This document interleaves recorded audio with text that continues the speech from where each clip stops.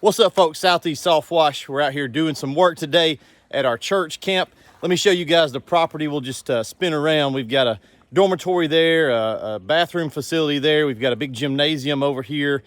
We've got the lake down here. We've got baseball fields over here, volleyball and all that kind of stuff, little basketball court. And we have to do cleanup every spring to get ready for summer camps for the kids. So I'm out here doing that today, a little bit of work. And I had this on my mind. So currently we're filling our water tank. This tank here is our slightly over 100-gallon. We have these tanks custom made for the Alumamax series skids, and we're filling it up. And this video, we're going to talk about the 5 pro tips for getting water into that tank effectively. I know it sounds like, what is there to know? Let's talk about it real quick. I'll give you my 5 tips. All right, so for number 1, we're going to start off right here at the truck. And the biggest thing you can do to help yourself out is just to have a dedicated supply reel. This is our water feed reel on the truck. On our trailers, we also have the same thing going on there, a feed reel. On our mini skid platform, there's just nowhere to put one. So those guys have to kind of lug around a little spooled up section of hose, throw it on the back of the truck. I did that for years. It works fine, but it is so much easier and nicer to have a dedicated feed reel here that's hard plumbed into your water tank. So you'll notice we've got 5/8 hose here. If you can tell that on camera, a lot of guys prefer 3/4 inch hose. You don't need it. Especially on a skid platform when we're running a 5-gallon a minute pressure washer, a soft wash system. I've never really ran out of water as long as I do my job and connect as soon as I get to the job site. So this is plenty fine, and it's a lot easier to pull around the yard than a 3/4 inch hose. You can go 3/4 here if you want to.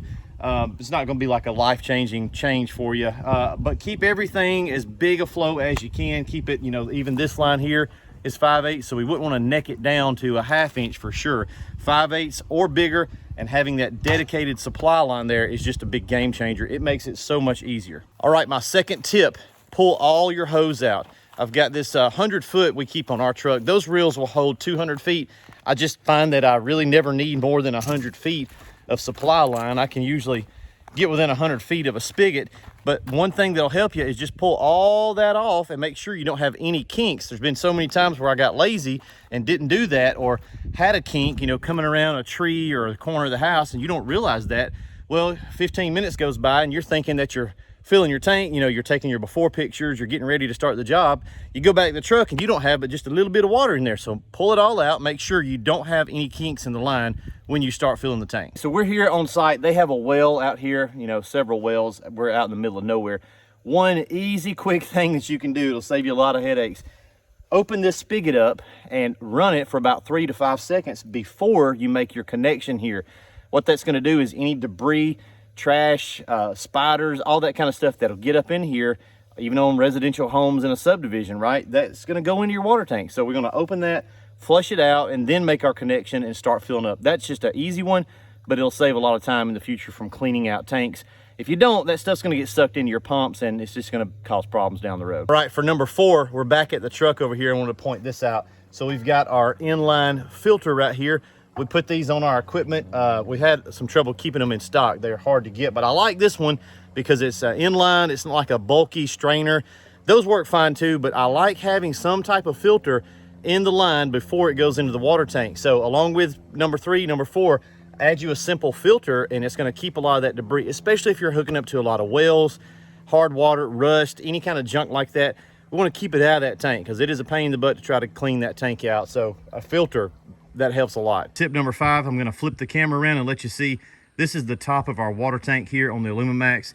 It's about 113-gallon total capacity, but when we add that Hudson shutoff valve, which is, let's see if I can show you right there, attached to the incoming on the inside of that tank, we got that shutoff valve, and that costs us, it'll lose us about 8 gallons in the tank. So we're running about a true smidge over 100 gallons. And that's tip number 5, is have a big enough tank, but you don't need to have a monster tank. We see so many guys with these 400 or 500 gallon tanks on these trailers. Guys, you really don't need that unless you're doing serious big time commercial stuff. On a skid platform, 100 is plenty. Trailers, we like to put a 200 on there. If you want to go a little bigger than that, that's totally fine, but don't think you got to have this monster water truck, but you do want to have a big enough tank. So make sure you've got a big enough buffer tank to keep all of your systems, 12 volt, 24, pressure reel. Those are all of our sending out units, right? We're sucking out of our tanks. You want to make sure you got a big enough tank to supply those throughout the day without going too much overboard and hauling around all that unnecessary weight. All right, guys, those are my 5 tips. See ya.